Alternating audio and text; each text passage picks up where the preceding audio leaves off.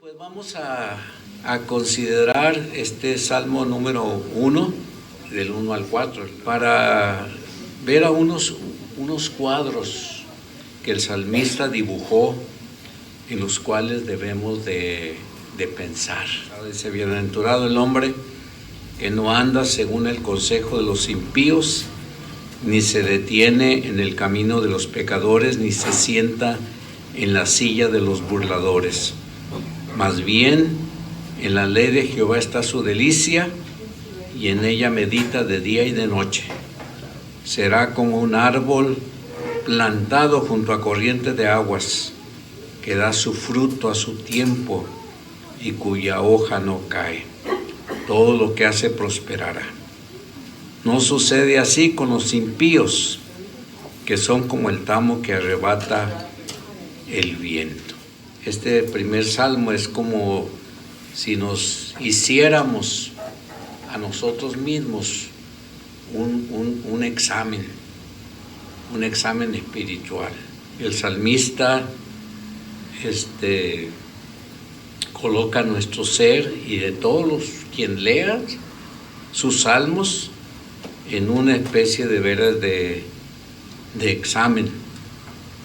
Y aquí él usa como si fueran dos pinturas, dos cuadros, dos fotografías, y estos dos cuadros proporcionan referencias personales, unas que honestamente todos quisiéramos seguir, todos, y hay otras que pues nos hacen pensar si podríamos estar en algún momento, pues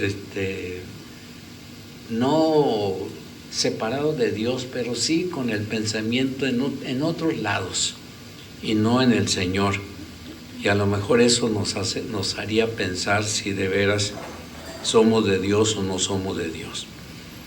Y el primer cuadro pinta a un hombre bueno, pero es un cuadro totalmente terminado, y hasta como que el salmista lo adorna.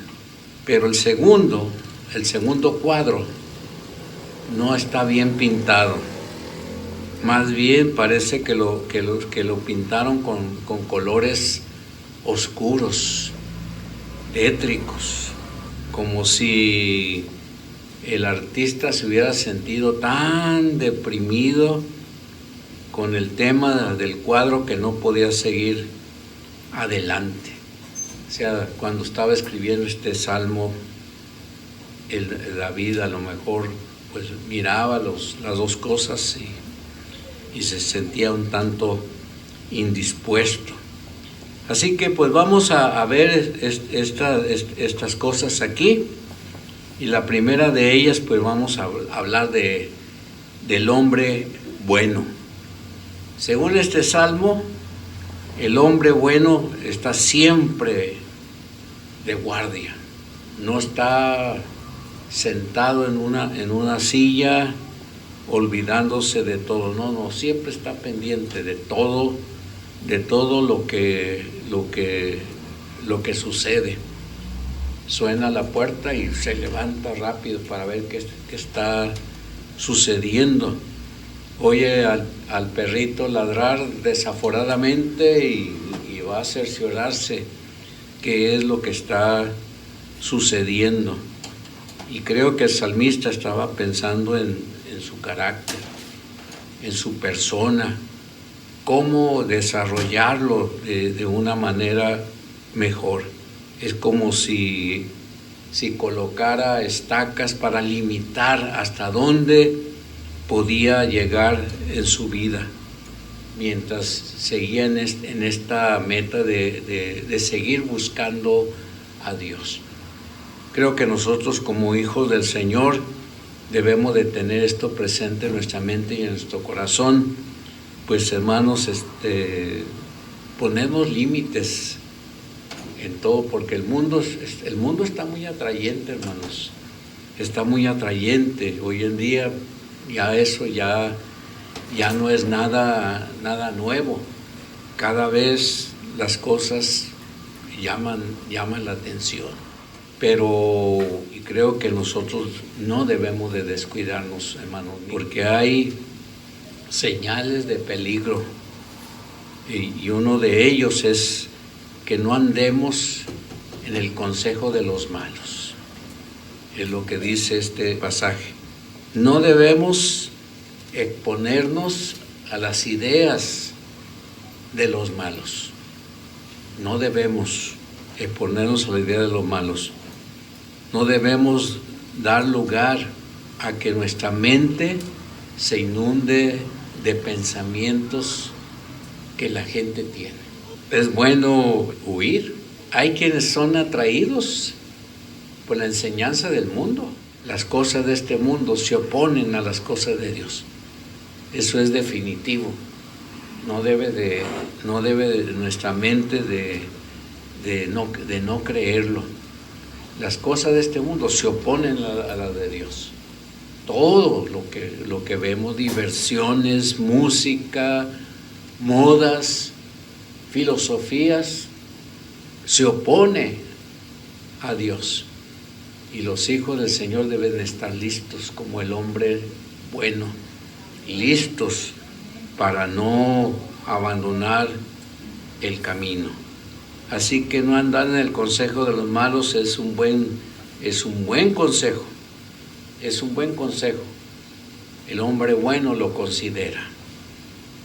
Pero también la otra señal de peligro no solamente es andar en el consejo de los malos, sino detenerse en el camino de los pecadores. El hombre bueno no solamente rehúsa caminar en la dirección de aquellos que quieren envenenar su mente, sino que también se niega a asociarse con ellos. Esto es muy interesante. En este Salmo 1, no solamente no andar en consejo, sino rehuirlos completamente, porque los impíos, hermanos, quiera que no, van a hacer todo lo posible para que tu mente y tu corazón no estén dispuestos a oír la voz de Dios. Y eso nos debe de interesar de veras, porque pues, hermanos, usted y yo, hombres y mujeres, Dios nos ha puesto en un lugar de veras privilegiado. Y un lugar que de veras vale la pena, hermanos, vivirlo. Vale la pena gastar nuestra vida en ello. Y aún gastar nuestros recursos en ello, porque es lo más importante de lo que pueda sucedernos. Así que usted y yo tenemos que calcular los peligros de la gente que nos rodea, de la gente que habla con nosotros, de la gente que nos hace invitaciones, de la gente que siempre está buscando alejarnos de Dios. El profeta Oseas hablaba de que el pecado embota y apaga la conciencia. En cierta manera tapa nuestra vista. No nos damos cuenta, pero así lo es. Y tenemos que hacer todo lo que esté de nuestra parte para que esto no suceda. Por esto el salmista pinta estos cuadros y el hombre bueno lo saca adelante, porque el que se detiene en el camino de los pecadores y empieza a convivir con ellos, llega un momento que va a perder la sensibilidad al pecado. O sea, no le va a molestar de hacer cosas malas, sino va a buscarle una explicación, que todo el mundo lo hace, no está tan mal, que solamente es una imaginación, bueno, qué sé yo. Pero Oseas tiene mucha razón. Nuestra mente se ofusca, nuestro ojo se va por otro lado. Y acuérdense que, hermanos, Nuestros ojos son las ventanas de nuestra alma, ¿no? Y si esta se ciega, pues hermanos, perdemos aún la facilidad de reconocer entre lo que está bien y lo que está mal. No perdamos de vista esto. Y la otra señal lo vemos en el pensamiento, que en silla de escarnecedores se ha sentado. Aquí está esa gente que se burla de la verdad, o que le dan otra explicación a las verdades de Dios, que incluso se burlan de las cosas que son sagradas. No lo consideran como algo importante. La personalidad del malo es una personalidad amargada y siempre está como esos animales gruñendo a todos lados y tratando de mordisquear a todos lados. Y en cierta forma la vida de ellos es miserable. Y eso debe de alentarnos para no caer en sus trampas, para no caer en lo que ellos hagan, para que nosotros nos alejemos de Dios. Ellos son infelices, ellos se dedican a ser infelices a otros. Por eso el salmista concluye como diciendo sobre esas señales de peligro que hay, de decir: yo no lo voy a hacer, yo no voy a buscar la compañía de quienes aborrecen las cosas de Dios. Yo no voy a estar contento con aquellos que no adoran el nombre de Dios, que no lo consideran como alguien que es importante. Vamos a ver la tragedia en la que están estos hombres impíos. Y yo voy a ver primeramente lo que Dios es, lo que Dios hace en mi vida. Para mí debiera de ser mejor buscar al pueblo de Dios. Si queremos tener amigos, hay que buscar al pueblo de Dios, porque el pueblo de Dios piensa en Dios, el pueblo de Dios hace las cosas de Dios, el pueblo de Dios no tiene otro pensamiento más que agradar a Dios.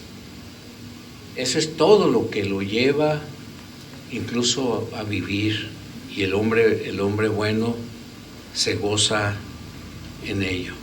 El hombre bueno hace todo lo posible para protegerse de aquellos que van a un final de desastre. Por el contrario, el otro cuadro tiene que ver con el hombre malo. El hombre malo es descrito como lo describe el salmista. Habla de una vida totalmente arruinada. Sí, tendrán recursos, y muchos, y carros último modelo, y casas grandes, pero al final de cuentas su final es muerte. Por eso el salmista agrega otros detalles de lo que pasa con los hombres malos. Dice, entre otras cosas, son como el tamo que arrebata el viento. El tamo es esa basurilla pequeña que están en el trigo y en el grano cuando es cosechado. En la antigüedad, el grano de trigo y el de cebada, después de levantar las espigas, lo llevaban a una especie de montículo, buscando el lugar por donde el aire pegara más fuerte. Y después de haber golpeado o pisado las cañas con semilla del trigo y de la cebada, la levantaban hacia el aire para que el viento se llevara toda la basura y dejara toda la semilla ahí, que después era recogida y guardada para su uso posterior.